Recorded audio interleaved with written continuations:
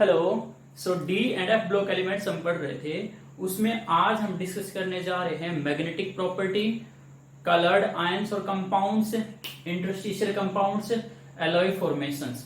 ठीक है, तो डिस्कस करते हैं। सबसे पहले कलर की बात करते हैं। ट्रांजिशन मेटल्स, उनके आयंस यानी कि जो ट्रांजिशन मेटल कॉम्प्लेक्सेस होते हैं या उनके आयंस होते हैं, वो सॉलिड स्टेट में भी और एक्वस सॉल्यूशन में बेहतरीन कलर दिखाते हैं। जैसे कॉपर 2 की बात कर लूं तो कॉपर 2 ब्लू कलर का होता है, जिसको ब्लू बिटर भी बोलते हैं। आपने 10th क्लास में पढ़ा होगा, 10th क्लास में पढ़ा था आपने कॉपर सल्फेट FeO यानी कि कॉपर सल्फेट पेंटाहाइड्रेट। तो ये किस कलर का था? आपका ब्लू कलर का होता था। आपने पढ़ा था ये ब्लू बिटरल भी बोलते थे। इसके अलावा आपने पढ़ा था FeSO4 7H2O। ठीक है, FeSO4 7H2O किस कलर का था? ग्रीन कलर का था। इसके अलावा आपने और भी बहुत सारी चीजें देखी होगी, जैसे Fe3 पॉजिटिव है, कैसे कलर का होता है? येलो, आपका येलो कलर का होता है। निकल 2 पॉजिटिव होता है, जैसे निकल 2 पॉजिटिव एक्वस, निकल 2 पॉजिटिव एक्वस, बड़ा ब्यूटीफुल ग्रीन कलर का होता है आपका। ठीक है, so transition metal ions complex जब बनाते हैं या फिर उनके जो आयंस होते हैं एक्वस सॉल्यूशन में, एक्वस सॉल्यूशन का मतलब होता है जब लिगेंड वाटर हो। ठीक है ना, तो लिगेंड, सबसे पहले लिगेंड होते क्या है? लिगेंड वो एटम्स, आयंस या ग्रुप ऑफ एटम्स होते हैं जो कैपेसिटी रखते हैं to donate one lone pair या फिर unshared electron to the central metal atom या सेंट्रल मेटल आयंस। इससे जो नेक्स्ट यूनिट रहेगी हमारी कोऑर्डिनेशन कॉम्प्लेक्स, वो पूरी यूनिट इसी पर बेस रहेगी। कैसे कोऑर्डिनेशन कॉम्प्लेक्स बनते हैं, लिगेंड क्या होते हैं, सेंट्रल मेटल एटम आयन कैसे लिगेंड के द्वारा दिए गए इलेक्ट्रॉन को अकोमोडेट करता है। ठीक है, डिफरेंट डिफरेंट थ्योरी होंगी हमारी, वर्नर थ्योरी, बीबीटी, CFT। तो पूरी यूनिट जो है नेक्स्ट इसी पर डिपेंडेंट है। तो सिंपल सी बात यह है कि यहाँ पर जो ट्रांजिशन मेटल आयंस और उसके जो इतने भी कॉम्प्लेक्स होते हैं ब्यूटीफुल कलर शो करते हैं। अब वो कलर क्यों शो करते हैं, तो उसके बारे में हम डिस्कस करने जा रहे हैं, क्यों कलर शो करते हैं। सबसे पहले कलर जो शो करते हैं उसका रीजन लिख लो, due to vacant d orbitals है, due to vacant d orbital या फिर पार्शली फिल्ड डी ऑर्बिटल की वजह से वो कलर शो करते हैं। अब होता क्या है यहाँ पर, जैसे कोई ट्रांजिशन मेटल आइटम है, ट्रांजिशन मेटल आयन है आपको पता है। 3D सीरीज की बात करूं तो 3D सीरीज के ऑब्वियसली कितने डी ऑर्बिटल रहते हैं? एक सबसेट में 5 डी ऑर्बिटल रहते हैं। कौन से? dxy, dyz, dxz, dx square minus Y square and fifth हमारा dz स्क्वायर। पांचों के पांचों डी ऑर्बिटल कैसे आपके? डी जनरेट का मतलब होता है इक्वल एनर्जी के। कैसे? ये इक्वल एनर्जी के, सभी की एनर्जी इक्वल होती है, इसलिए सभी को क्या लिखा है? एक साथ लिखा है। जब जैसे ही इनको लिगेंड अप्रोच करते हैं, जैसे एक्वस सॉल्यूशन में जैसे वाटर मॉलिक्यूल इसको अप्रोच करते हैं, तो इन सभी की शेप जो होती है डिफरेंट डिफरेंट होती है। आपको पता है dxy की शेप कैसी होती है? मान लो एक्स एक्सिस है, हमारा क्या है? वाई एक्सिस है, तो एक्स एक्सिस और वाई एक्सिस के बीच में होती है। dyz की किसके बीच में होगी? मान लो हमारा जेड एक्सिस है, ठीक है, ये हमारा एक्स एक्सिस है, तो कहीं ना कहीं किसके बीच में होगी? इनके बीच में होगी। ठीक है ना, जो हमारा X axis and Z axis है। dx square minus Y square की कैसे होगी? एक्स एक्सिस है, वाई एक्सिस है, along the Y axis and along the Z X axis होगी हमारी। ठीक है, dz स्क्वायर की सबसे अलग होती है, बेबी सूथर जैसी होती है, वैसे डिस्क होती है, इसमें एक ऐसे करके dz स्क्वायर की शेप होगी। कहने का मतलब ये है कि जब एब्सेंस ऑफ कोई भी फील्ड एब्सेंस रहता है, यानी कि जो ट्रांजिशन मेटल है ग्राउंड स्टेट में अपनी, जब उसके आसपास कोई भी अनदर फील्ड नहीं है, कोई लिगेंड नहीं है, ये फ्री है। ठीक है ना, फ्री है, तब सभी की एनर्जी सेम रहती है, इसलिए इनको बोलते हैं डीजनरेट। लेकिन जैसे ही कोई लिगेंड अप्रोच करता है, जब लिगेंड अप्रोच करता है तो इनमें रिपल्सन होने लग जाते हैं, इनमें ये रिपल्सन फील करते हैं, क्योंकि लिगेंड का जो फील्ड होगा उसकी वजह से इसमें क्या होगी? कुछ ना कुछ रेंज की एनर्जी इंक्रीज होगी। अब देखो सभी की शेप जो है वो डिफरेंट है, तो सभी क्या करते हैं? डिफरेंट डिफरेंट रिपल्सन फील करते हैं। इनफैक्ट जो dxy, dyz और dxz है, उनकी शेप ऑलमोस्ट एक जैसी है। dxy की लोब जो है डबल डंबल जैसे शेप होती है इनकी, एक्स एक्सिस और वाई एक्सिस के बीच में है, dyz की y और z के और dxz की x और z के। बट ये जो है dx square minus Y square और dz स्क्वायर, ये बिल्कुल अलोंग द एक्सिस होते हैं। जो dx square minus Y square है वो x एक्सिस और y एक्सिस के अलोंग होता है, ये x एक्सिस और y एक्सिस।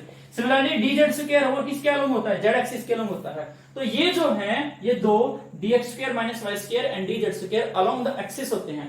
तो जब कोई लिगेंड अप्रोच करता है तो सबसे ज्यादा रिपल्सन इन्हीं को फील होती है, और जिसको सबसे ज्यादा रिपल्सन फील होती है वो सबसे ज्यादा एनर्जी का बन जाता है। कहने का मतलब ये है कि जब तक ठीक है, जब इसके आसपास कोई फील्ड नहीं था, ये फ्री मेटल आयन की तरह या फ्री मेटल एटम की तरह बिहेव कर रहा था, तब तक इसकी पांचों के पांचों की एनर्जी डीजनरेट थी। लेकिन जैसे ही मुसीबत आई, दो अलग हो गए और तीन क्या हो गए, अलग हो गए। कैसे अलग हो जाएंगे वो कुछ इस तरीके से अलग हो जाएंगे। सबसे पहले तो इनकी एनर्जी क्या हो जाती है, थोड़ी सी एनर्जी बढ़ जाती है इनकी। सबसे पहले तो मान लो सबसे पहले एनर्जी ये बढ़ गई, ठीक है।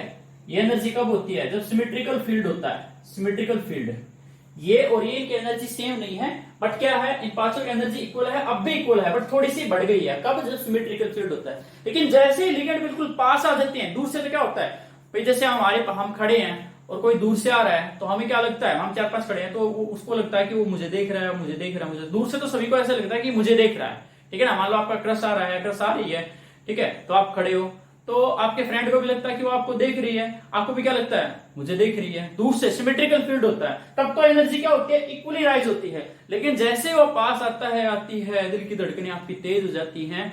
अब जो जिसका क्रश है वो तो बहुत ही ज्यादा एक्साइटेड हो जाता है। अब यहाँ पर भी वही होता है क्या, dx square minus Y square and dz square along the axis है, इनकी लोब अलोंग द एक्सिस है, तो सबसे ज्यादा प्रभावित, सबसे ज्यादा इफेक्ट जो है, रिपल्सन है, इन्हीं को फील होती है। तो ये सबसे ज्यादा ऊपर चले जाते हैं, बिल्कुल एक्साइटेड हो जाते हैं।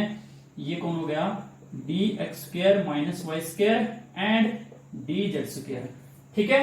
और जो नीचे रह गए ये dxy, dyz और dxz, ये तो खामखाई क्या हो रहे थे, ये तो खामखाई वैसे ही फील कर रहे थे कि हाँ मुझे देख रहे हैं, मुझे देख रहे हैं, इनका कोई चक्कर ही नहीं था। तो ये क्या हो जाते हैं, थोड़े से रिलैक्स हो जाते हैं। यानी कि इनकी एनर्जी कैसी रहती है, ये तीनों की, dxy, dyz एंड dxz आपकी, ठीक है। तो ये अब डीजनरेट ना रहकर कैसे हो गई, अनडीजनरेट हो गई, यानी कि स्प्लिट हो गई। क्या हो गई, ये स्प्लिट हो गई। और जो ये एनर्जी होती है वो क्या कहलाती है, crystal field splitting energy, CFSC। Detailed में नेक्स्ट चैप्टर में पढ़ेंगे। अभी क्यों पढ़ा रहा हूं, अभी इसलिए पढ़ा रहा हूं कि ये शो करने के लिए कलर कैसे शो कर, ये समझाने के लिए आपके कलर कैसे शो करते हैं। अब देखो डी ऑर्बिटल दो हिस्सों में स्प्लिट हो चुके हैं। दो जो ऑर्बिटल है dx square minus Y square and dz square, उनकी एनर्जी ज्यादा है, और dxy, dyz एंड dxz इनकी एनर्जी क्या है, कम है। अब मान लो यहाँ पर कोई इलेक्ट्रॉन पड़ा है, ठीक है। अब ये इलेक्ट्रॉन विजिबल रीजन में से कुछ सुटेबल फ्रीक्वेंसी की लाइट को एब्जॉर्ब कर जाता है, एब्जॉर्ब करके एक्साइटेड स्टेट में चला जाएगा। ये यहां से कहां चला जाएगा, एक्साइटेड स्टेट में। So basically when an electron absorb wavelength या light of suitable frequency from visible region में से एब्जॉर्ब करके तो एक्साइटेड स्टेट में चला जाएगा। अब जो एब्जॉर्ब लाइट है उसके कोरोस्पोंडिंग, एब्जॉर्ब लाइट है उसके कोरोस्पोंडिंग क्या होगी भाई, कुछ एब्जॉर्ब किया, कुछ क्या करेगा, एमिट करेगा। अब एमिट लाइट के कोरोस्पोंडिंग जो आपका कलर है वो शो करेगा। अब उसका भी कॉम्प्लीमेंट्री होता है। कॉम्प्लीमेंट्री कैसे, मान लो ये चक्कर बना देते हैं हम। आपने सुना होगा VIBGYOR, आई नहीं लिखते इसमें, ठीक है।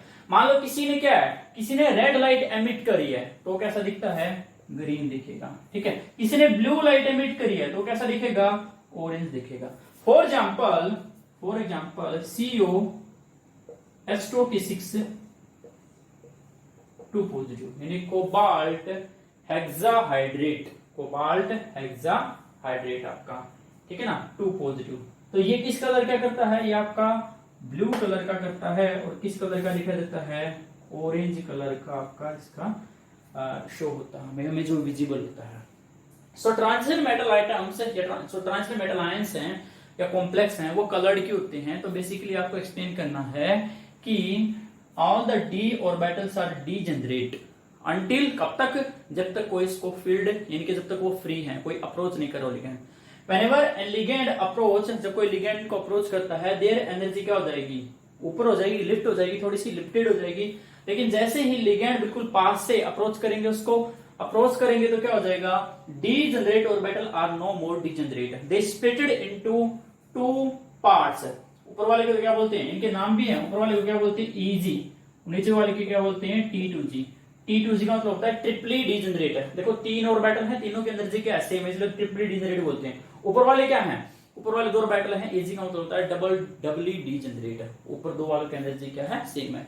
सो व्हेनेवर एन इलेक्ट्रॉन, कहां पर, ग्राउंड स्टेट, जो इसकी यहाँ पर T2G ऑर्बिटल में ना, so whenever N electron in T2G orbital, T2G जो सेट है आपका, उसमें से क्या करता है, एब्जॉर्ब एनर्जी या absorb light of suitable frequency, it is excited to higher energy level, और ईजी में चला जाएगा। ठीक है, तो वो कुछ लाइट क्या करेगा, ट्रांसमिट करेगा, इनके एमिट करेगा। एमिटेड लाइट के कॉरस्पॉन्डिंग उसका जो कॉम्प्लीमेंट्री कलर है वो हमें क्या करता है, दिखाई देता है। अब जैसे यहां पर क्या लिख रखा है, जैसे देखो, अब ये डिपेंड करता है, एक चीज को चीज है, डिपेंड करता है कि वहां पर अनपेड इलेक्ट्रॉन है या नहीं है। जिसमें अनपेड इलेक्ट्रॉन है केवल वही कलर दिखेगा। अगर जिसमें अनपेड इलेक्ट्रॉन नहीं है, देखो अनपेड इलेक्ट्रॉन कब नहीं होंगे, या तो उसके पास इलेक्ट्रॉन ही नहीं होंगे। जैसे स्कैंडियम 3 पॉजिटिव है, स्कैंडियम का सभी को पता है, स्कैंडियम का एटॉमिक नंबर कितना है, 21। तो इसका इलेक्ट्रॉनिक कन्फिगरेशन क्या होता है, 4s2 3d1। अगर स्कैंडियम 3 पॉजिटिव हो जाए, स्कैंडियम 3 पॉजिटिव, तो क्या बन जाएगा, 4s0 3d0। अब इलेक्ट्रॉन ही नहीं है यहाँ पर एक्साइटेड होने के लिए, है ही नहीं इलेक्ट्रॉन, तो क्या होगा, कलरलेस होगा। तो या तो इलेक्ट्रॉन बिल्कुल भी नहीं हो, जैसे scandium 2 positive, titanium 4 positive, vanadium 5 positive, इसमें कोई इलेक्ट्रॉन ही नहीं है, तो ये कैसे हैं, कलरलेस हैं। ठीक है, या फिर फुली फिल्ड इलेक्ट्रॉनिक कॉन्फ़िगरेशन हो, जैसे जिंक 2 पॉजिटिव, जो जिंक के कॉम्प्लेक्स होते हैं, जिंक 2 पॉजिटिव। जिंक क्या होता है, एटॉमिक नंबर कितना, 30, तो 4s2 3d10। जिंक 2 पॉजिटिव का मतलब क्या है, 4s0 3d10। अब यहाँ पर भी क्या है, 1 2 3 4 5 6 7 8 9 10। अब यहाँ पर जगह नहीं है। ठीक है, ये वाला इलेक्ट्रॉन, लेट्स सपोज ये वाला इलेक्ट्रॉन एक्साइटेड करके ऊपर चला भी गया, बट ऊपर क्या है, एक ऑर्बिटल में 2 इलेक्ट्रॉन आ सकते हैं, तो ऊपर जगह ही नहीं है। ठीक है ना, तो इसलिए जिंक 2 पॉजिटिव के कॉम्प्लेक्स भी कैसे होते हैं, कलरलेस होते हैं। वैसे ही copper 2 positive, sorry copper 2 positive तो ब्लू कलर का होता है, उसमें एक अनपेड इलेक्ट्रॉन होता है। कॉपर 1 पॉजिटिव, ठीक है, Ag पॉजिटिव या फिर Au1 पॉजिटिव, इस तरह के जो कॉम्प्लेक्स होते हैं वो कैसे होते हैं, आपके कलरलेस होते हैं। ठीक है, अब जैसे यहाँ पर लिख रखा है टाइटेनियम 3 पॉजिटिव, एक अनपेड इलेक्ट्रॉन होता है, कैसा दिखाई देता है, purple. Vanadium 4 positive, blue colour का। Vanadium 3 positive, green. Vanadium 2 positive, violet. Chromium 3 positive, violet. ठीक है, manganese 3 positive, violet. Chromium 2 positive, blue colour. Manganese 2 positive, purple. Iron 3 positive, yellow का, लेकिन आयरन 2 पॉजिटिव कैसा होता है, ग्रीन कलर का होता है। कोबाल्ट +2 में भी और +3 में ब्लू पिंक का दिखाई देता है। निकल 2 positive, beautiful green. And copper 2 positive, तो वेरी वेरी ब्यूटीफुल सा होता है, बिल्कुल कैसा आपका ब्लू कलर का होता है। ठीक है, तो ये था हमारा कलर के बारे में। ट्रांजिशन एलिमेंट, जो ट्रांजिशन एलिमेंट है उनके आयंस हैं एक्वस सॉल्यूशन में और सॉलिड स्टेट में कैसे होते हैं, कलर्ड होते हैं। क्यों होते हैं कलर्ड होते हैं, due to presence of partly filled D orbital से, या फिर एम्प्टी डी ऑर्बिटल की वजह से।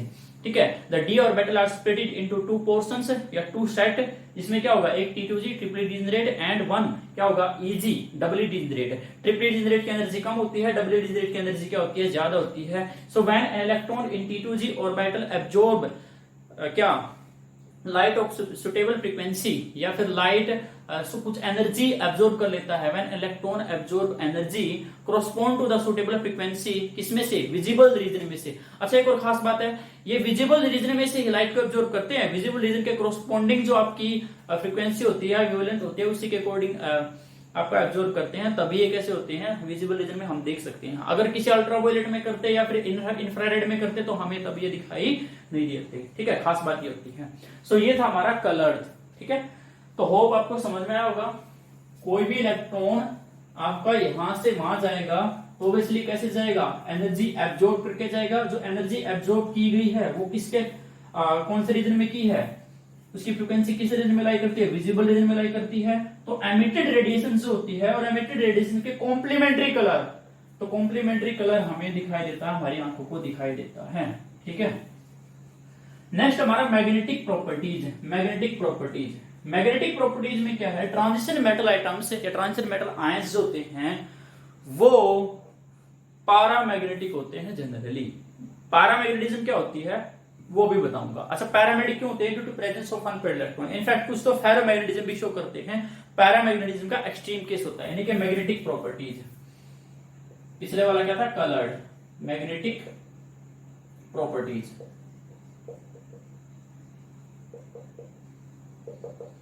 मैग्नेटिक प्रॉपर्टीज क्या होते हैं, देखो कोई भी आपका सब्सटेंस होता है, अगर उसको एक्सटर्नल मैग्नेटिक फील्ड में रखेंगे, या तो वो एक्सटर्नल मैग्नेटिक फील्ड की प्रेजेंस में अट्रैक्टेड होगा उसकी तरफ, या फिर उससे रिपेल होगा।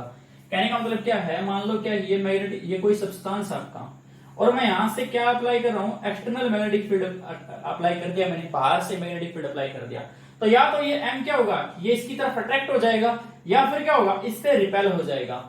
जब ये अट्रैक्ट होगा इसकी तरफ है, यानी कि when a substance is attracted towards the external magnetic field, तब तो कहलाएगा वो पैरामैग्नेटिक। क्या कहलाएगा, पैरामैग्नेटिक। ठीक है, और प्रॉपर्टी कहलाती है पैरामैग्नेटिज्म। सब्सटेंस को बोलते हैं पैरामैग्नेटिक सब्सटेंस, और प्रॉपर्टी पैरामैग्नेटिज्म से। लेकिन अगर ये रिपेल करता है, इससे दूर जाता है, तो सब्सटेंस कहलाता है डायामैग्नेटिक। डायामैग्नेटिक प्रॉपर्टी कहलाती है डायामैग्नेटिज्म से। कुछ सब्सटेंस ऐसे होते हैं जो एक्सट्रीमली, एकदम से, ठीक है, स्ट्रांगली अट्रैक्टेड करते हैं towards the external magnetic field, उन सब्सटेंस को बोल देते हैं ferromagnetic substance. Ferromagnetic substance, ferromagnetic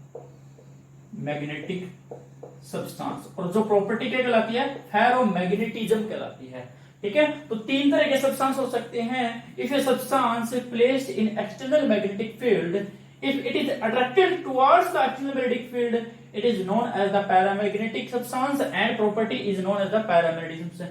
If the substance is strongly attracted towards the external magnetic field substance, it is known as the paramagnetic substance, and property is the paramagnetism. In fact, paramagnetism का extreme case क्या कहलाता है, ferromagnetism कहलाता है। देखो attract paramagnetism भी हो रहा है, पैरामैग्नेटिक सब्सटेंस भी हो रहे हैं, और फेरोमैग्नेटिक भी हो रहे हैं, बट पैरामैग्नेटिक में वीकली अट्रैक्टेड और फेरोमैग्नेटिक में स्ट्रांगली अट्रैक्टेड है। तो पैरामैग्नेटिक जब एक्सट्रीम केस हुआ ना, ये एक नंबर में क्वेश्चन पूछ सकता है। लेकिन अगर सब्सटेंस एक्सटर्नल मैग्नेटिक फील्ड की प्रेजेंस में दूर जाए, उसको क्या बोल देते हैं हम, डायामैग्नेटिक सब्सटेंस बोल देते हैं। प्रॉपर्टी कहलाती है डायामैग्नेटिज्म से। अब ये होता क्यों है, ऐसा होता क्यों है, देखो पैरामैग्नेटिक प्रॉपर्टीज जो होती हैं जनरली होती है अनपेड इलेक्ट्रॉन की वजह से। तो इसमें एक लाइन लिख सकते हो, पैरामैग्नेटिज्म या paramagnetic substance show the characteristics property due to presence of unpaired electrons। अगर उसमें unpaired इलेक्ट्रॉन है तो पैरामैग्नेटिज्म शो कर सकता है। अब अनपेड इलेक्ट्रॉन की वजह से क्यों होता है, देखो कोई भी इलेक्ट्रॉन है, इलेक्ट्रॉन क्या, कोई भी चार्ज स्पीसीज है, चार्ज स्पीसीज अपने आसपास इलेक्ट्रिक फील्ड भी रखती है और मैग्नेटिक फील्ड भी रखती है। सिंस इलेक्ट्रॉन कैसे हमारे चार्ज पार्टिकल है, नेगेटिवली चार्ज पार्टिकल है, तो कोई भी इलेक्ट्रॉन रिवोल्व करता है तो दो तरीके से रिवोल्व करता है, आपको पता है कैसे। एक तो अपनी स्पिन के एक्सिस, यानी कैसे स्पिन के एक्सिस ऐसे ऐसे ऐसे क्लॉकवाइज घूम सकता है, एंटी क्लॉकवाइज घूम सकता है, या तो क्लॉकवाइज घूमेगा, क्या करेगा एंटी क्लॉकवाइज। जैसे अर्थ जो है अपने एक्सिस के अबाउट घूमती है, ठीक है ना, जिसकी वजह से दिन और रात होते हैं। ठीक है, तो या तो एंटी क्लॉकवाइज घूमेगा या फिर क्लॉकवाइज घूमेगा। ऐसी स्पिन को बोलते हैं क्या, स्पिन। ऐसी जो स्पिन होती है अपने एक्सिस के, तो इस चीज को बोलेंगे electron is spinning about its axis है, electron is spinning about its own axis है। अब इसकी वजह से एंगुलर मोमेंटम जनरेट होगी और उसको बोल देते हैं spin orbital spin angular momentum, spin angular momentum. दूसरा क्या होता है, इलेक्ट्रॉन जो है वो न्यूक्लियस के चारों तरफ भी क्या कर रहा होता है, रिवॉल्व कर रहा होता है। जैसे अर्थ है सन के चारों तरफ रिवॉल्व कर रही होती है, तो उसको बोल देते हैं ऑर्बिट, क्योंकि ऑर्बिट में घूमते हैं ना। तो ऑर्बिटल एंगुलर मोमेंटम, यानी कि जो ऐसे ऐसे गोल गोल घूम रहा है इलेक्ट्रॉन न्यूक्लियस के चारों तरफ, उसको बोल देते हैं ऑर्बिटल मोशन है वो। और उसी वजह से जो आपकी मोमेंटम जनरेट होगी उसको बोलेंगे orbital angular momentum, orbital angular momentum. ठीक है, तो एक रिवॉल्विंग इलेक्ट्रॉन जो है आपका, उसके पास क्या होता है, नेट मैग्नेटिक फील्ड होता है, उसकी नेट मैग्नेटिक मूवमेंट होती है, वो टीनी मैग्नेट की तरह बिहेव करता है। और उसकी जो टी मैग्नेटिज्म है, यानी कि जो नेट मैग्नेटिक मूवमेंट होती है, कुछ वो टीनी मैग्नेट की तरह बिहेव करता है, वो दो तरीके से है, दो कारणों से है। एक तो वो अपनी स्पिन के अबाउट क्या कर रहा है, रोटेट कर रहा है, और दूसरा वो न्यूक्लियस के चारों तरफ रिवॉल्व कर रहा है। न्यूक्लियस के चारों तरफ जब रिवॉल्व कर रहा है उसको तो क्या बोल देते हैं, ऑर्बिटल एंगुलर मोमेंटम। और अपनी स्पिन के अबाउट वो क्या कर रहा है, रोटेट कर रहा है, उसको बोल देते हैं स्पिन एंगुलर मोमेंटम। ठीक है, स्पिन एंगुलर मोमेंटम। अब होता क्या है यहाँ पर, in case of the 3D metal ions, 3D metal ions के केस में जो ऑर्बिटल एंगुलर मोमेंटम है वो क्विंच्ड होती है। एक वर्ड आएगा आपके सामने, नया वर्ड है क्विंच्ड। इनके रिस्ट्रिक्ट होते हैं यहाँ पर, इनकी जो ऑर्बिटल एंगुलर मोमेंटम का कंपोनेंट है वो क्या मान लिया क्या होता है, किसी को वो जीरो के इक्वल होता है। ऐसा क्यों होता है, क्योंकि जो डी ऑर्बिटल है वो काफी डिफ्यूज होते हैं। अगर कोई आसपास उसके कोई एटम है, लिगेंड है, आयन प्रेजेंट है, तो वो उसको क्या कर देते हैं, काफी ज्यादा अफेक्ट करते हैं, उसको रिस्ट्रिक्ट कर देते हैं। इनके उसका कॉन्ट्रीब्यूशन कितना बन जाता है, जीरो। उसको बोलते हैं क्विंचिंग बोल देते हैं उसको, ठीक है।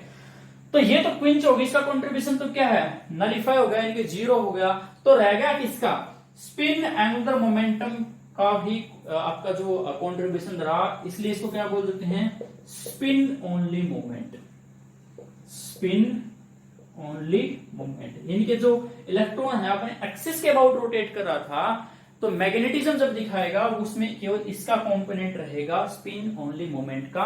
तो पैरामेग्नेटिक सब्सटेंस जो 3D सीरीज के हैं वो किसकी वजह से हैं, स्पिन ओनली मूवमेंट की वजह से। अब ये केवल अनपेयर्ड इलेक्ट्रॉन के पास ही होता है। ऐसा क्यों है, क्योंकि अगर पेयर्ड इलेक्ट्रॉन है तो एक तो ऐसे होगा और एक कैसे होगा, डाउनवर्ड होगा।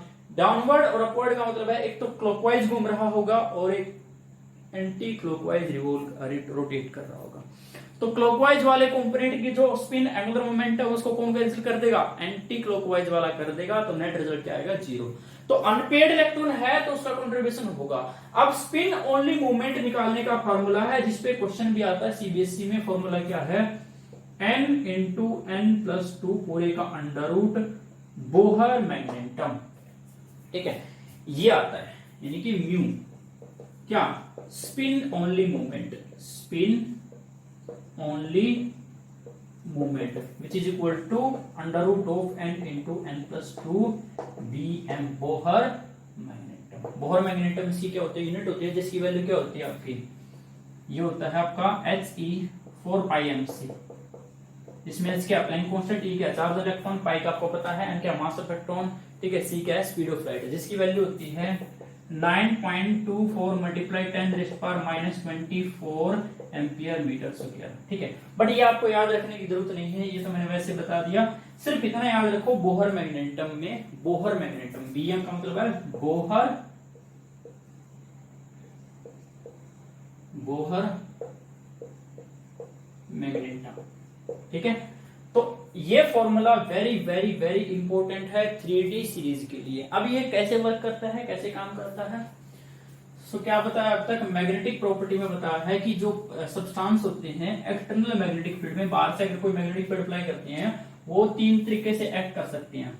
वो उस एक्सटर्नल मैग्नेटिक फील्ड की तरफ अट्रैक्ट हो सकते हैं, तो उसको बोल देते हैं पैरामैग्नेटिज्म, ठीक है। और सब्सटेंस कहलाएंगे पैरामैग्नेटिक। वो क्या कर सकते हैं, स्ट्रांगली अट्रैक्टेड हो सकते हैं towards the applied magnetic field, तो उसको बोल देते हैं फेरोमैग्नेटिक, एंड प्रॉपर्टी कहलाती है फेरोमैग्नेटिज्म से। लेकिन वो रिपेल भी हो सकते हैं, दूर भी जा सकते हैं, डायमैग्नेटिक बोल देते हैं। पैरामैग्नेटिज्म क्यों है, due to presence of unpaired electrons. Unpaired electron से क्यों है, क्योंकि कोई भी इलेक्ट्रॉन है वो क्या करता है, टीनी मैग्नेटिक की तरफ बिहेव करता है, उसकी नेट मैग्नेटिक मूवमेंट होती है, 2 तरीके से हो सकती है, स्पिन की वजह से हो सकती है, और दूसरा क्या होता है, ऑर्बिटल, जो आपका orbital angular momentum. But orbital angular momentum क्या होती है, पिंच होती है, उसका कोई कंट्रीब्यूशन नहीं है, इसलिए हम क्या निकालते हैं, spin only movement, spin only movement, spin only movement. Mu से लिखते हैं इसको, म्यू इज इक्वल टू क्या फॉर्मूला होता है, n into n plus 2 under root Bohr magneton, ठीक है। मान लो मुझे किसकी निकालनी है, मान लो मुझे निकालनी है स्कैंडियम 3 पॉजिटिव की, ठीक है। स्कैंडियम का इलेक्ट्रॉनिक कन्फिगरेशन लिखोगे क्या होता है, आपको बताया था 4s2 3d1, लेकिन यहाँ पे कितना है, स्कैंडियम 3 पॉजिटिव है, किसके लिए, स्कैंडियम के लिए। 3 पॉजिटिव का मतलब है तीनों कितने इलेक्ट्रॉन चलेगी, कौन से 3, 2 यहां से 1 यहां से, तो क्या बच गया 4s0 3d0। कोई भी अनपेयर्ड इलेक्ट्रॉन नहीं है, तो n की वैल्यू क्या होगी, n क्या शो करता है, n means number of unpaired electron. इस वाले फॉर्मूले में n means number of unpaired electron, ठीक है जी। तो अनपेयर्ड इलेक्ट्रॉन कितने हैं, 0, कोई इलेक्ट्रॉन ही नहीं है, तो वैल्यू कितनी आ जाएगी इसकी, 0 0 0, बोहर मैग्नेटम 0 बोहर मैग्नेटम, ठीक है। दैट मींस क्या, ये डायमैग्नेटिज्म शो करेगा, पैरामैग्नेटिज्म शो नहीं करेगा, ठीक है। मान लो क्या है, टाइटेनियम 3 पॉजिटिव है, तो टाइटेनियम का एटॉमिक नंबर कितना होता है 22, इलेक्ट्रॉनिक कन्फिगरेशन क्या है 4s2 3d2। और टाइटेनियम 3 पॉजिटिव का मतलब क्या है, पहले 2 इलेक्ट्रॉन s में से जाएंगे और 1 इलेक्ट्रॉन किस में से जाएगा d में से, तो बच गया क्या 3d1, यानी कि 3d1 1 2 3 4 यानी कि 3d1, एक अनपेड इलेक्ट्रॉन प्रेजेंट है। तो n की वैल्यू कितनी होगी यहाँ पर 1, तो फॉर्मूले में निकलोगे म्यू निकालोगे तो क्या हो जाएगा बोलो 1 + 1, ठीक है, अरे 1 सॉरी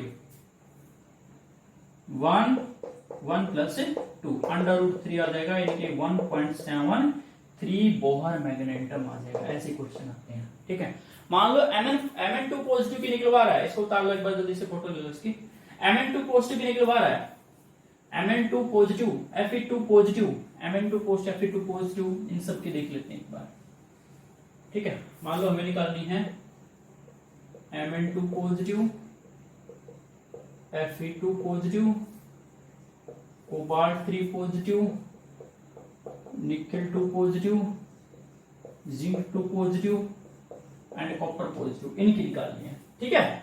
तो निकालते हैं, देखो मैंगनीज का एटॉमिक नंबर कितना है 25 होता है, मैंगनीज का एटॉमिक नंबर 25, तो कितना हो जाएगा 4s2 3d5, 4s2 3d5। But यहाँ पर मैंगनीज 2 पॉजिटिव दिया है, मैंगनीज 2 पॉजिटिव मतलब क्या है 2 इलेक्ट्रॉन s के चले गए, d में से मत निकाल देना गलती से भी, फिर s में से जाएंगे, ठीक है। 3d5 का मतलब क्या है 5 इलेक्ट्रॉन भर के देखो आप 1 2 3 4 5, अरे कहीं यहीं पर ऐसे भर देते 1 2 3 4, गलत 5 गलत हो जाता, ठीक है ना।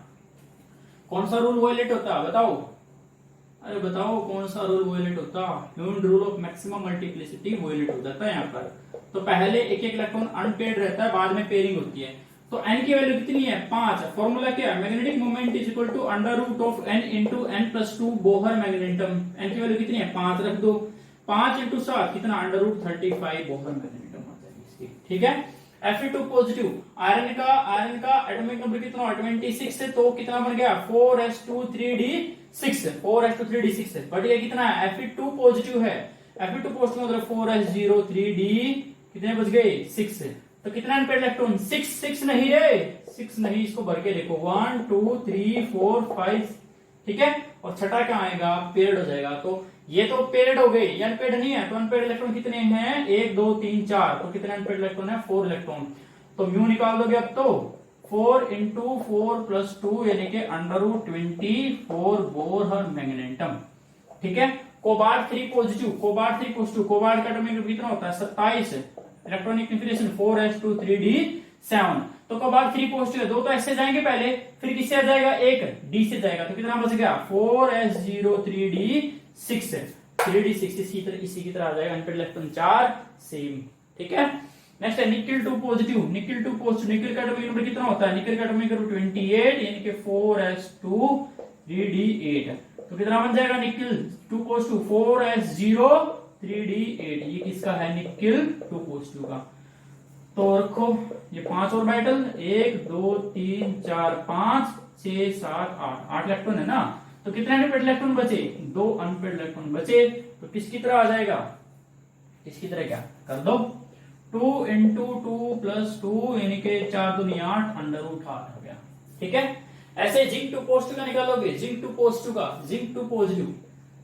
पॉजिटिव पर सबको पता है जिंक 2 पॉजिटिव का क्या होगा 4s0 3d10 d10 1 2 3 4 यानी कि 1 2 3 4 5 6 7 8 9 10 सारे के सारे पेड इलेक्ट्रॉन है, इनकी वैल्यू कितनी होगी 0, एक भी इलेक्ट्रॉन अनपेड नहीं है, तो ये क्या है डायमैग्नेटिक है, पैरामैग्नेटिज्म शो नहीं करेगा, मैग्नेटिक मोमेंटम 0, ठीक है। कॉपर 1 पॉजिटिव खुद से निकाल लेना, कॉपर 1 पॉजिटिव का क्या आएगा खुद से निकालना, कॉपर 1 पॉजिटिव का इलेक्ट्रॉनिक कन्फिगरेशन क्या बचेगा 3d10, तो वो जिंक की तरह हो जाएगा आपका, ठीक है। तो जो ऑब्जर्व्ड मैग्नेटिक मोमेंट और calculated magnetic moment almost same है, एक बार किताब में टेबल देख लेना, ऑलमोस्ट सेम है, ठीक है।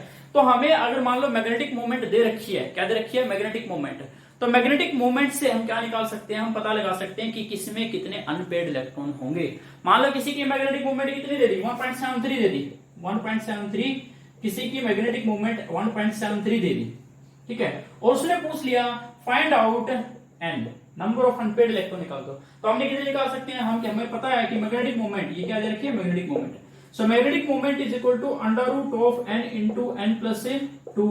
ठीक है, मैग्नेटिक मोमेंट कितने देखिए 1.73, तो 1.73 under root of N into N plus 2, दोनों तरफ क्या ले जाओगे स्क्वायर ले, इसको अंडर रूट इधर आएगा तो स्क्वायर हो जाएगा, यानी कि 1.73 का whole square N into N plus 2 हो जाएगा। ठीक है, इसको सॉल्व करोगे, कैसे सॉल्व करोगे 1.73 कितना होता है 1.73 होता है अंडर रूट 3, ये 1.73 अंडर रूट 3 होता है ना, तो एक्चुअली में किसका स्क्वायर है अंडर रूट 3 का स्क्वायर है, और इधर क्या है n स्क्वायर प्लस 2n, तो अंडर रूट 3 का स्क्वायर कितना हो जाएगा 3, और इधर क्या हो जाएगा हमारा n स्क्वायर 2n, यानी कि n square plus 2n minus 3 is equal to 0।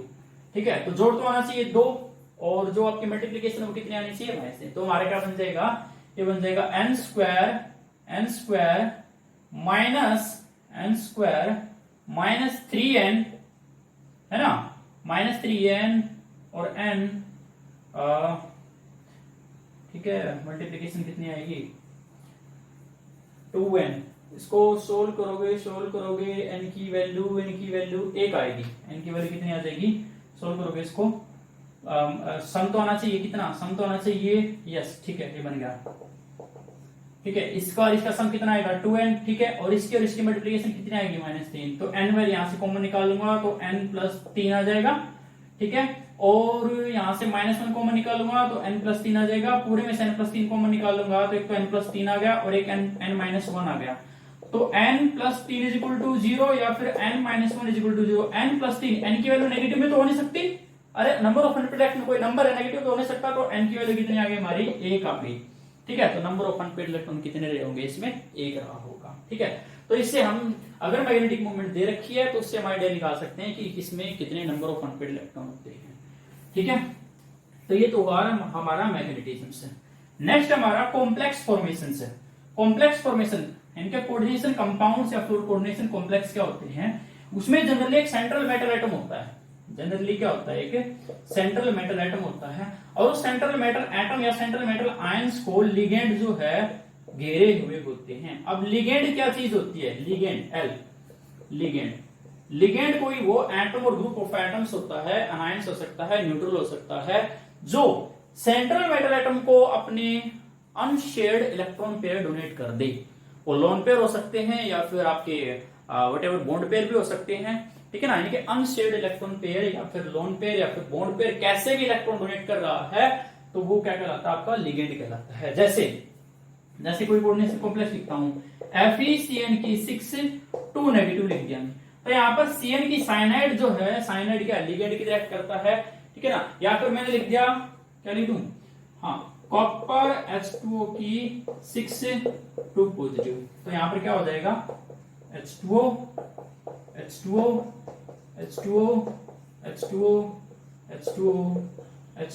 और ऊपर कॉपर पे कितना चार्ज है 2 पॉजिटिव। ठीक है, तो 2 पॉजिटिव वहां शो कर दिया, सही नहीं कर दो। तो ये लिगेंड की तरह वाटर जो है, वाटर पे क्या है, ऑक्सीजन पर लोन पेयर प्रेजेंट होता है, वो अपने लोन पेयर मेटल को दे रहा है और मेटल के पास वैकेंट डी ऑर्बिटल होते हैं to accommodate those electron pair shared by the ligands. तो बहुत सारे कोऑर्डिनेशन कंपोनेंट होते हैं, sorry coordination compounds, variety of coordination compounds होती है। ठीक है ना, तो पूरे की पूरी यूनिट जो नेक्स्ट यूनिट है इसी पर डेडिकेटेड है। अब क्वेश्चन ही आता है इस यूनिट में से, इस यूनिट में क्यों दिया गया है, क्वेश्चन ही आता है कि भाई ट्रांजिशन मेटल एटम्स जो है, ट्रांजिशन मेटल आयंस आपके, वो इतने सारे कोऑर्डिनेशन कंपाउंड क्यों बनाते हैं। तो इसका आंसर बड़ा सिंपल है, क्या पहला इनका साइज छोटा है, ये रीजन लिखना आपको, ट्रांजिशन मेटल आयंस और atom have the small size. दूसरा चार्ज ज्यादा है, चार्ज क्या है ज्यादा है, इससे क्या होता है साइज टू चार्ज रेशियो क्या होती है, काफी हाई होती है। Size to charge ratio, sorry charge to size ratio बोल लो, उसको कैसे कुछ भी बोल लो, यानी कि वो कैसे होती है, हाई होती है। कहने का मतलब ये है जो चार्ज डेंसिटी होती है वो काफी ज्यादा हाई होती है। जब चार्ज डेंसिटी ज्यादा होगी तो कोई भी अगर ऐसी स्पीशीज जिसके पास इलेक्ट्रॉन पेयर है उसको अपनी तरफ क्या कर लेगा, ये स्ट्रांगली अट्रैक्ट कर लेगा। दो रीजन तो ये हो गई। तीसरा और वेरी इंपॉर्टेंट रीजन है क्या, they have vacant d orbitals, vacant d orbitals to accommodate to accommodate electron pair donated by ligands. सबसे बड़ी बात तो यही है, डोनेटेड बाय लिगेंड्स। क्या बड़ी बात है? अब जो लिगेंड जो है, लिगेंड की कैरेक्टरिस्टिक्स होती है कि वो इलेक्ट्रॉन पेयर मेटल के साथ शेयर करे, मेटल को आपका डोनेट कर दे। शेयर क्या? डोनेट कर दे, ठीक है। कोऑर्डिनेट बॉन्ड बनाते हैं। कोऑर्डिनेट बॉन्ड तभी बनता है जब ये अपना एक लोन पेयर इसको दे देगा, ठीक है ना। अब ये तो दे रहा है, ठीक है, बट इसके पास लेने के लिए क्या होना चाहिए? वैकेंट डी ऑर्बिटल होने चाहिए। और जो ट्रांजिशन एलिमेंट में तो भर भर के वैकेंट डी ऑर्बिटल प्रेजेंट होते हैं, so they can accommodate the electron pair donated और डोनेटेड बाय द लिगेंड्स। तो इन तीन वजह से ये क्या बनाते हैं? वैरायटी ऑफ कोऑर्डिनेशन कॉम्प्लेक्स बनाते हैं, ठीक है। तो ये थी हमारी फॉर्मेशन ऑफ, हेडिंग नहीं डाला था मैंने, formation of coordination compounds. Next हमारा interstitial compounds. Interstitial compound definition लिखनी है तो लिख सकते हो। इंटरस्टिशियल कंपाउंड क्या होते हैं? Interstitial compounds are formed when certain small elements like carbon, hydrogen, oxygen, nitrogen are trapped into crystal lattice of the metal. यानी कि जो मेटल का क्रिस्टल लैटिस है, जब मेटल का क्रिस्टल लैटिस बनता है, मेटल की क्रिस्टल लैटिस है, मेटल की क्रिस्टल लैटिस का मतलब होता है जब मेटल के एटम की पैकिंग होती है, ठीक है। केमिस्ट्री में एटम को हम हार्ड सफेयर मानते हैं, तो मान लो हार्ड सफेयर की पैकिंग है। अब कितनी भी अच्छी पैकिंग कर लो, बट यहाँ पर आप देख रहे हो ये खाली जगह है, ये बच जाती है। इसको बोलते हैं वॉइड या फिर इंटरस्टिशियल कंपाउंड। इंटरस्टिशियल कंपाउंड्स हम क्या पढ़ रहे हैं? इंटरस्टिशियल कंपाउंड पढ़ रहे हैं। तो interstitial interstitial void, sorry, interstitial space बोलते हैं या एम्प्टी स्पेस बोलो, सिंपल। जो ये स्पेस लिख दी है क्या है? Empty space. अब इस स्पेस में छोटे छोटे जो एटम है, जैसे कार्बन, नाइट्रोजन, बोरोन, ठीक है, हाइड्रोजन या फिर oxygen, these small atoms can trapped into the empty space into void or interstitial space, ठीक है। तो तब जाकर क्या बनती है? इंटरस्टिशियल कंपाउंड की फॉर्मेशन होती है। अब इंटरस्टिशियल कंपाउंड क्यों इंपॉर्टेंट है? पहली बात, इंटरस्टिशियल कंपाउंड जो होते हैं उनका हाई मेल्टिंग पॉइंट होता है। हाई मेल्टिंग पॉइंट किससे? किससे? ऑब्वियसली प्योर वाली मेटल से, ठीक है। अच्छा, जिसमें एग्जांपल कौन से होंगे? जैसे Mn4F हो गया, ठीक है, Mn4N हो गया, Fe3C हो गया, Fe3H हो गया, TiH2 हो गया, TiH1.7 हो गया। इस तरीके से इंटरस्टिशियल कंपाउंड होते हैं, ठीक है ना। और ये जो इंटरस्टिशियल कंपाउंड होते हैं ना तो आयनिक होते हैं और ना ही कोवलेंट होते हैं, इनके उनके बीच का कुछ होता है। आयनिक कैरेक्टर भी शो करते हैं थोड़ा बहुत और कोवलेंट कैरेक्टर भी शो करते हैं। इनका हाई मेल्टिंग पॉइंट होता है किससे? प्योर वालों से हाई मेल्टिंग पॉइंट होता है। गुड कंडक्टिविटी होती है, गुड कंडक्टिविटी होती है। कौन सी कंडक्टिविटी? इलेक्ट्रिकल कंडक्टिविटी भी और थर्मल कंडक्टिविटी काफी हाई होती है, ठीक है। थर्ड क्या होता है? हार्ड होते हैं। किससे हार्ड होते हैं? किससे? जो आपके प्योर, जो आपके मेटल थी उनसे क्या होते हैं? हार्ड होते हैं, ठीक है। और इनर्ट भी होते हैं। हार्ड होते हैं और प्लस कैसे होते हैं? इनर्ट भी होते हैं। इनके केमिकल्स का इस पर कोई इफेक्ट नहीं पड़ता है, ठीक है। जैसे Fe3 को क्या बोलते हैं? सीमेंटाइट बोलते हैं, सीमेंटाइट, ठीक है। इसके अलावा जैसे बोरोइड्स होते हैं, कुछ बोरोइड्स,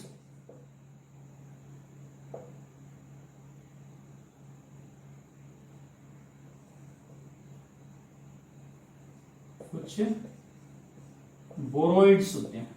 वो जो बोरोइड्स होते हैं वो डायमंड जितनी हार्डनेस शो करते हैं। आपको बचपन से बताया गया है कि जो डायमंड है वो हार्डेस्ट एलिमेंट नोन है, पर जो बोरोइड्स हैं, बोरोइड्स डायमंड जितनी हार्डनेस शो कर सकते हैं। बोरोइड्स क्या होते हैं? जब इन वॉइड्स में इनकी वॉइड्स में जो आपकी खाली जगह है कौन ट्रैप्ड हो जाए, यहाँ पर बोरोन ट्रैप्ड हो जाए, ठीक है। तो ये थे हमारे इंटरस्टिशियल कंपाउंड। नेक्स्ट और लास्ट बचता है एलॉय। एलॉय क्या होती है? एलॉय होती है homogeneous solid solution. Alloy are the homogeneous solid solution of two और मोर मेटल्स। जब दो या दो से ज्यादा मेटल्स को हम क्या लेते हैं? फ्यूज स्टेट में, फ्यूज स्टेट यानी कि मोल्टन स्टेट में ले लेते हैं। मोल्टन स्टेट में लाने के बाद उनको आपस में मिक्स कर देते हैं। एक मेटल को जब वह किसी दूसरी मेटल में क्या कर देते हैं? यूनिफॉर्मली डिस्ट्रीब्यूट कर देते हैं, तब क्या जनरेट होती है? एलॉय जनरेट होती है। So alloy are the homogeneous solid solution of two और more metals in which one or more metals are uniformly distributed into the others. कैसे बनते हैं? These are the fluid solutions, molten state में लेकर जाते हैं, फिर उनको क्या कर देते हैं? मिक्स कर देते हैं।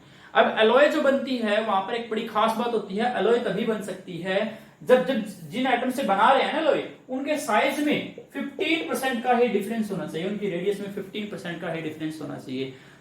थोड़ा बहुत 15% से थोड़ा बहुत ऊपर नीचे चल जाएगा, लेकिन अगर 15% से ज्यादा डिफरेंस होता है तब वहां पर एलॉय की फॉर्मेशन नहीं होती है। ठीक है, जैसे एलॉय में क्या होता है, ब्रोंज हमारा, ब्रोंज में क्या होता है, कॉपर प्लस टिन होता है। ब्रास है, जैसे ब्रास उसमें क्या होता है, कॉपर प्लस जिंक होता है। स्टेनलेस स्टील से नहीं होगी, स्टेनलेस स्टील में क्या है, काफी हार्ड होता है, आयरन, क्रोमियम, निकल, कार्बन ऐसे चीजें इसमें प्रेजेंट होती हैं। ठीक है, सो ये था हमारा एलॉय, इंटरस्टिशियल कंपाउंड्स और आपका जो coloured compounds and magnetic property. एक और चीज बचती है, लास्ट बचती है कैटालिटिक प्रॉपर्टीज। वैसे तो कैटालिस्ट के बारे में आपने केमिकल काइनेटिक्स में भी पढ़ा होगा और उसके अलावा आपने सरफेस केमिस्ट्री में भी पढ़ा होगा। यहां पर क्या है, कैटालिटिक प्रॉपर्टी। यहां पर क्वेश्चन आता है व्हाई ट्रांजिशन मेटल एटम्स और transition metal ions for the catalytic properties. तो क्यों शो करते हैं कैटालिटिक प्रॉपर्टीज?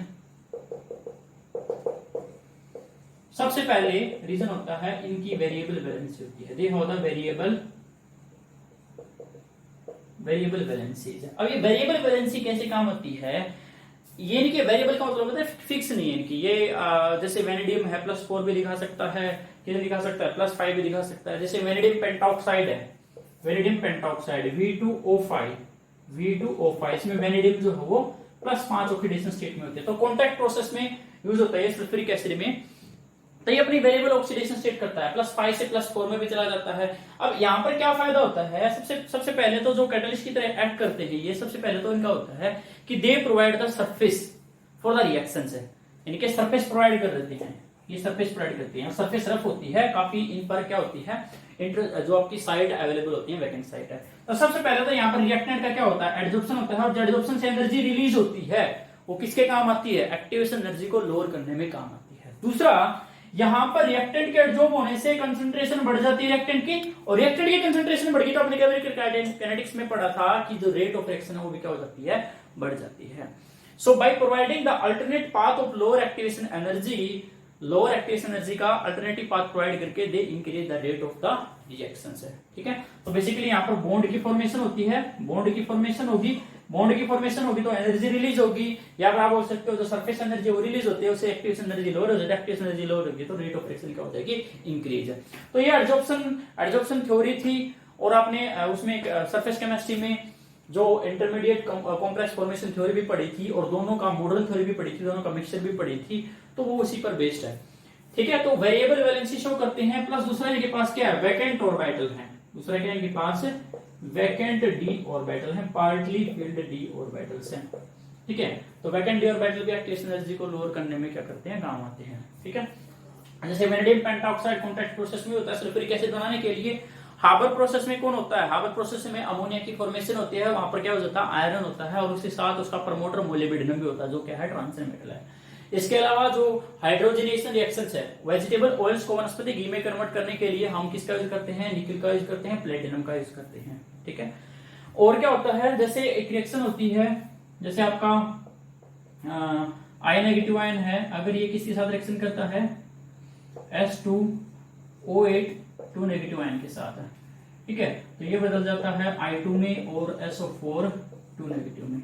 अब ये रिएक्शन काफी स्लो होती है, लेकिन जैसे ये Fe3 पॉजिटिव आयंस की प्रेजेंस में की जाए तो काफी फास्ट बन जाती है। क्यों बन जाती है, Fe3 पॉजिटिव सबसे पहले क्या करता है, आयोडीन को ऑक्सीडाइज कर देता है, आयोडीन आयन को, इसका आयोडाइड आयन को ऑक्सीडाइज कर देगा, I2 में बदल जाएगा, खुद रिड्यूस हो जाएगा Fe3 पॉजिटिव से Fe2 पॉजिटिव में। और ये जो Fe2 पॉजिटिव है यहाँ पर क्या करता है, इसको S2O8 2 नेगेटिव को फिर से किसमें बदल देगा, SO4 2 नेगेटिव में कर देगा, और खुद कुछ में चला जाएगा Fe3 पॉजिटिव में। तो जो पहले की तरह क्या हो गया, रीजनरेट हो गया, बस इसने क्या कर दिया, अपने ऑक्सीडेशन स्टेट, जो वेरिएबल ऑक्सीडेशन स्टेट शो करने की इसकी टेंडेंसी थी, उसके बलबूते पर इसको क्या कर दिया, रिएक्शन को कंप्लीट कर दिया। ठीक है, तो ये हमारे क्वेश्चंस थे, जो ये हमारे टॉपिक थे, इसमें से क्वेश्चन मैंने बता दिए। क्वेश्चन जैसे कैटालिटिक प्रॉपर्टी में तो क्या क्वेश्चन बनता है, व्हाई ट्रांजिट मेटल आइटम्स या transit metal ions for the catalytic property, तो उसमें आपको लिखना है वो जो सरफेस केमिस्ट्री में पढ़ रहा था वो थ्योरी लिख सकते हो, या फिर क्या लिख सकते हो, दूसरा लिखोगे वेरिएबल वैलेंसी शो करते हैं, क्या लिखोगे वैकेंट डी ऑर्बिटल है, इससे क्या करते हैं अपनी सरफेस पर रिएक्टेंट की कंसंट्रेशन इंक्रीज होगी, जैसे सरफेस एनर्जी रिलीज होगी, या फिर आयनिक बॉन्ड या जो भी कोवेलेंट बॉन्ड बन रहा है यहाँ पर, जो बॉन्ड जनरली आपका बॉन्ड फॉर्मेशन होगी, बॉन्ड फॉर्मेशन से एनर्जी रिलीज होगी which low down the activation energy and hence thereby जो रेट ऑफ रिएक्शन है क्या इंक्रीज होगी। एग्जांपल लिख सकते हो, वेनेडियम पेंटॉक्साइड में क्या होता है, जो वेनेडियम है प्लस ऑक्सीडेशन स्टेट पे कांटेक्ट प्रोसेस में सल्फ्यूरिक एसिड बनाने के लिए अमोनिया का जो हाइब्रिड प्रोसेस होता है अमोनिया की फॉर्मेशन के लिए, वहां पर कौन होता है, मोलिब्डेनम मेन कैटलिस्ट होता है, उसका जो मेन कैटलिस्ट कौन होता है आपका आयरन होता है, और मोलिब्डेनम क्या होता है आपका प्रमोटर होता है। ठीक है, तो ये सब बातें लिख सकते हो। दूसरा आपने इंटरस्टिशियल कंपाउंड पढ़ा था, इंटरस्टिशियल कंपाउंड क्या होते हैं ये पूछ सकता है, प्रॉपर्टी क्या होती है इंटरस्टिशियल कंपाउंड के, दो एग्जांपल। तीसरा एलॉय क्या होती है, एलॉय फॉर्मेशन क्यों करते हैं ट्रांजिट मेटल आइटम से, ठीक है ना, क्योंकि साइज इनका छोटा होता है, इतना ज्यादा डिफरेंस नहीं होता है, 15% का डिफरेंस होता है रेडियस समान होने की वजह से। तो जो आपके जो जैसे मान लो ये है पैकिंग है, तो रेडियस थोड़ी डिफरेंस है, तो यहाँ पर क्या होता है, मान लो आयरन था, यहाँ पर क्या हो सकता है, क्रोमियम भी आ सकता है, तो रेडियस का साइज कंपेरेटिव सिमिलर होने की वजह से एलॉय की फॉर्मेशन भी होती है। कुछ एलॉय के एग्जांपल याद कर लेना, ब्रॉन्ज, आपकी ब्रॉन्ज होगी, ब्रास होगी, स्टेनलेस स्टील, सोल्डर, तो ये सब चीजें हैं। उसके अलावा आपने कलर्ड कंपाउंड पढ़ा था, कलर्ड कंपाउंड में कलर क्यों शो करते हैं, डीडी ट्रांजिशन की वजह से। डीडी अच्छा जो मैंने बताया था, शायद मैं बताना भूल गया, डीडी ट्रांजिशन होती है, डीडी ट्रांजिशन का होता है एक जो नीचे वाले डी ऑर्बिटल से वहां से इलेक्ट्रॉन को जंप कर लेना ऊपर की तरफ है। और जो पढ़ा था पैरामैग्नेटिक और डायमैग्नेटिक, और जो मैग्नेटिज्म का स्पिन ओनली मोमेंट का फार्मूला पढ़ा था n/n+2 अंडर रूट पूरे का बोहर मैग्नेटम, ये वाला इंपॉर्टेंट है। So thank you, have a nice day.